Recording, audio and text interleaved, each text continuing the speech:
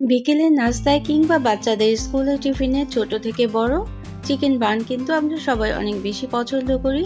আসসালামু আলাইকুম, আমন্ত্রণ রইল আজকের রেসিপিটি দেখার জন্য। আশা করছি কাছে দূরে সবাই অনেক বেশি ভালো আছেন। তো চিকেন বান ঘরে তৈরি করে নেব। চুলো এবং ওভেনে কিভাবে তৈরি করতে হয় সেই প্রসেসটাই কিন্তু দেখিয়ে দেব। ভিতরে পুরোটা হবে অনেক বেশি জুসি এবং ফ্লাফি একটা চিকেন বান রেসিপি। যদি ভালো লাগে লাইক কমেন্ট শেয়ার করে পাশে থাকতে পারেন এবং চ্যানেলটাকে সাবস্ক্রাইব করে নিতে পারেন। তো বড় ধরনের একটা চিকেনের ব্রেস্ট পিস নিয়ে নিলাম।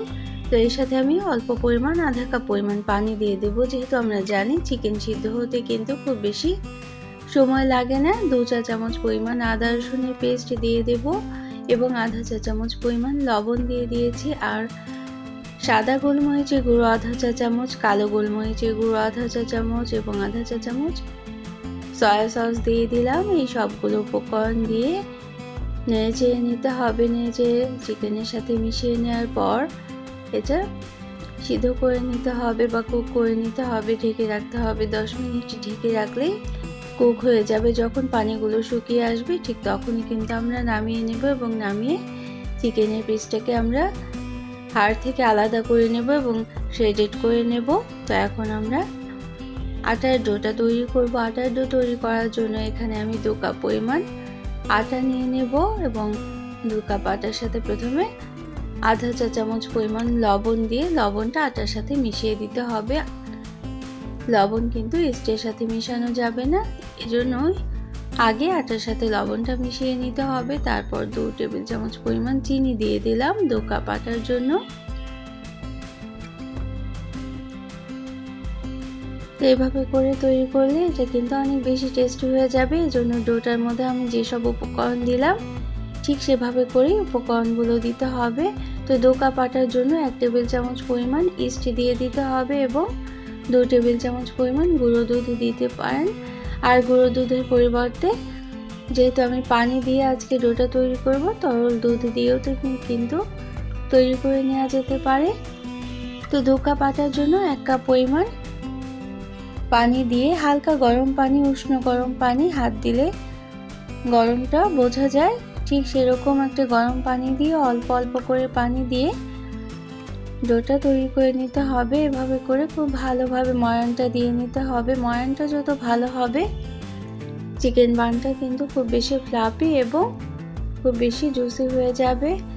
তো এখন 1 টেবিল চামচ পরিমাণ তেল দিয়ে আরও নরম করে আমি এটাকে ডোটা তৈরি করে নিতে হবে। ডোটা একটু নরম করেই তৈরি করে নিতে হবে। আমরা যেমন আটার ডো তৈরি করি একটু শক্ত করে, ঠিক তেমনভাবে করে নিলে কিন্তু হবে না। তো আমাদের চিকেনের পানিটা শুকিয়ে আসছে এবং চিকেনটাও সিদ্ধ হয়ে গিয়েছে। চিকেনটা আমরা এখন নামিয়ে একটা কাঁটা চামচের সাহায্যে অথবা ছুরির সাহায্যে কেটে তারপর শ্রেড করে নেব বা হাত দিয়ে ছিঁড়ে ছিঁড়ে আলাদা করে নেব।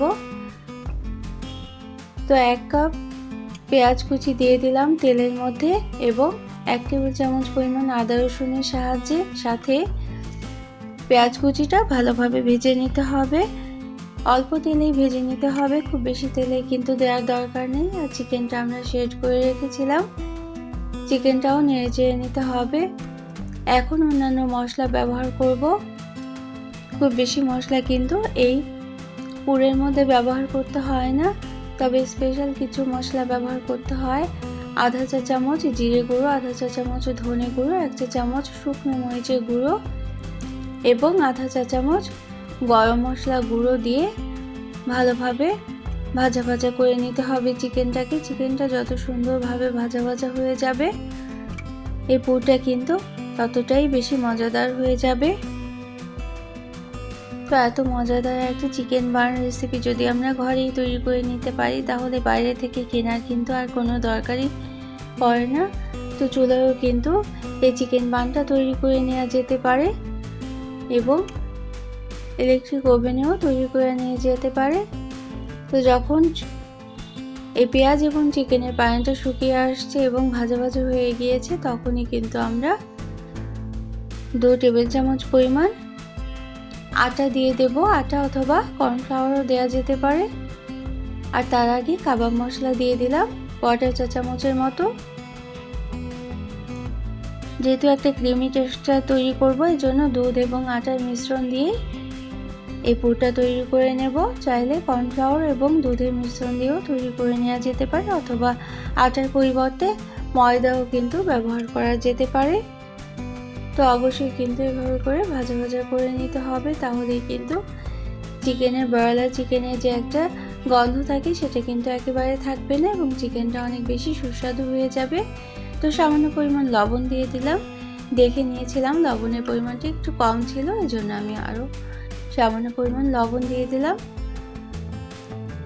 তো লবণের পরিমাণটা কিন্তু সবসময় দেখে বুঝে তারপরে কম বা বেশি দিয়ে দিতে হয়। তো 1 চা চামচ পরিমাণ সয়া সসও দিয়ে দিলাম। তো এ পর্যন্ত যারা দেখলেন একটা লাইক দিতে ভুলে গিয়েছেন, অবশ্যই একটা লাইক দিয়ে দিতে পারেন, প্রয়োজনে কমেন্ট করতে পারেন এবং শেয়ার করতে পারেন ফ্রেন্ডস অ্যান্ড ফ্যামিলির সাথে। আর যারা প্রথম ভিজিট করছেন তারা চাইলে চ্যানেলটিকে সাবস্ক্রাইব করে বেল বাটনটাকে একটা প্রেস করে রাখবেন, তাহলে কিন্তু নোটিফিকেশন পেয়ে পরবর্তী রেসিপিগুলো দেখে নিতে পারবেন। তো 1 টেবিল চামচ পরিমাণ টমেটো কেচাপ দিয়ে দিলাম। এই সসগুলো কিন্তু অবশ্যই দিয়ে দিতে হবে, সস না দিলে কিন্তু খেতে একেবারেই ভালো লাগবে না আর খুব বেশি মজাদার আর লোভনীয় হয়ে যাবে ঠিক এভাবে করে যদি রান্নাটা করে নেওয়া হয়। তো এখন 3 টেবিল চামচ পরিমাণ আটা দিয়ে দেব এবং 1 কাপ পরিমাণ দুধ দিয়ে দুধটা দেওয়ার পর অনবরত নেড়ে নিতে হবে। যেহেতু আটার মিশ্রণটা খুব তাড়াতাড়ি ঘন হয়ে যায়, এই জন্য দুধ দিয়ে রেখে দেওয়া যাবে না, খুব তাড়াতাড়ি করে নেড়ে নিতে হবে এবং নেড়ে নামিয়ে নিতে হবে।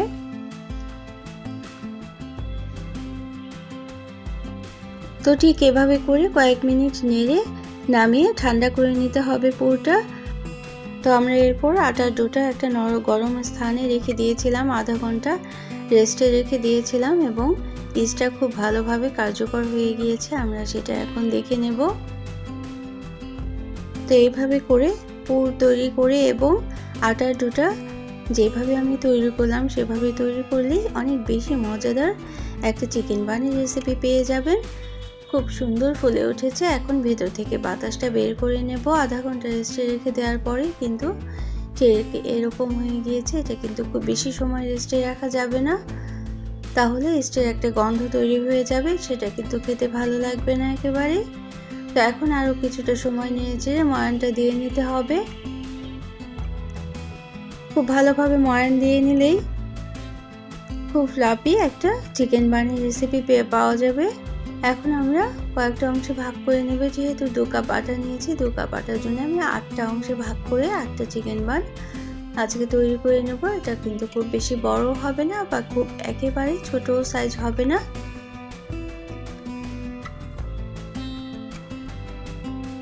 তো এভাবে করে আবারও প্রতিটা অংশকে আমি গোল গোল করে সেট করে নিতে হবে এবং খুব মসৃণ করে উপরের দিকটা যেন খুব মসৃণ হয়ে যায় সেটা কিন্তু খুব ভালোভাবে খেয়াল করতে হবে। ঠিক আমি যেভাবে করছি এভাবেই করে নিতে হবে, এটা দেখেই বুঝে নিতে হবে, এটা কিন্তু বলার কিছুই নাই।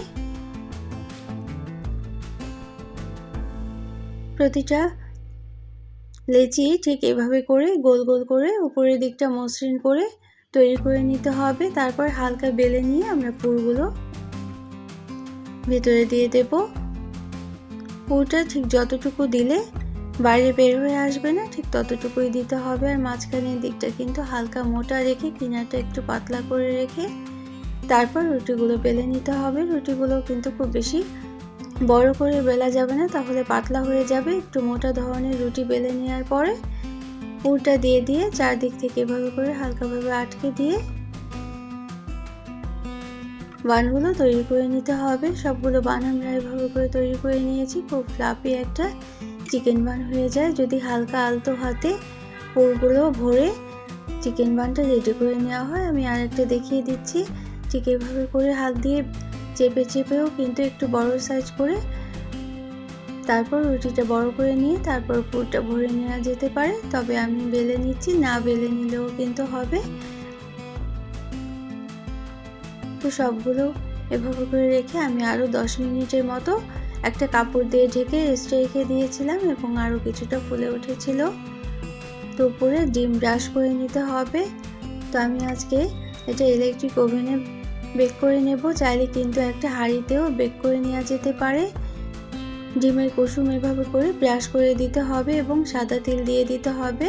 তো হাঁড়িতে যদি বেক করে নেন, বড় একটা হাঁড়ির মাঝখানে একটা স্ট্যান্ড বসিয়ে দিয়ে তারপরে এই বেকিং ট্রেটা বসিয়ে দিলেই কিন্তু লো মিডিয়াম আঁচে প্রায় 40 মিনিটের মতো ঢেকে বেক করে নেওয়া যাবে। সেটা কিন্তু আমি আরেকদিন দেখিয়ে দেব। আজকে আমি ইলেকট্রিক ওভেনে কিভাবে বেক করতে হয় সেটাই আমি দেখিয়ে দিচ্ছি। এজন্য বেকিং ট্রেতে একটা বেকিং পেপার বিছিয়ে নিয়েছি এবং তারপর চিকেন বানগুলো রেখে ডিমের হলুদ অংশটা দিয়ে দিয়ে কুসুমটা উপরে ব্রাশ করে দিয়ে সাদা তেল দিয়ে দিতে হবে ছড়িয়ে এবং তারপর ওভেনে দিয়ে দিতে হবে। ওভেনটাকে অবশ্যই প্রিহিট করে নিতে হবে। এজন্য আমি 10 মিনিট ওভেনটা প্রিহিট করে নিয়েছি। তেলগুলো দিলে খেতে কিন্তু অনেক বেশি ভালো লাগে এই চিকেন বানটা। তো ওভেনটাকে আমি প্রিহিট করে নিয়েছি। 10 মিনিট প্রিহিট করে নেওয়ার পর 180 ডিগ্রি সেলসিয়াস তাপমাত্রায় আপ ডাউন হিট অন করে প্রায় 25 মিনিটের মতো আমি বেক করে নিয়েছিলাম। 25 মিনিট বেক করে নামিয়ে নেওয়ার পর এত মজাদার একটা চিকেন বান কিন্তু আমরা পেয়ে গিয়েছি। আর উপরে এখন আমরা বাটার ব্রাশ করে দেব। এই বাটারটা ব্রাশ করে দিলে এটা স্বাদই কিন্তু অনেকটা পাল্টে যায়, অনেক বেশি জুসি এবং অনেক বেশি মজাদার হয়ে যায়। তো এতটা সময় নিয়ে যারা সাথে থাকলেন সবার জন্য রইল অনেক অনেক ভালোবাসা, অনেক অনেক শুভকামনা এবং যারা সবসময় কমেন্ট করছেন তাদের জন্য রইল অনেক অনেক দোয়া এবং শুভকামনা। এবং অন্য কোনো দিনে অন্য কোনো রেসিপি নিয়ে আসবো। সে পর্যন্ত কিন্তু সবাই অনেক বেশি ভালো থাকবেন। আর ফেসবুক থেকে দেখলে অবশ্যই পেজটাকে ফলো করে রাখতে পারেন। আমি একটা ভেঙে দেখিয়ে দিচ্ছি। এটা কিন্তু অনেক বেশি ভিতরের পুরটার জন্য জুসি হয়ে যায়। ঠিক এভাবে করে যদি তৈরি করে নিতে পারেন তো ভিতরটা কিন্তু আমি দেখিয়ে দিলাম। ভিতরের পুরে একেবারে ঠাসা, ছোটরা থেকে বড়রা অনেক বেশি পছন্দ করবে। বাইরে যদি নিয়ে যান ঠিক এরকম করে টিফিনটা বাইরের বাচ্চাদের জন্য এভাবে তৈরি করে নিতে পারেন। তো সবার জন্য অনেক বেশি ভালোবাসা রইল। Thanks for watching. Allah Hafiz.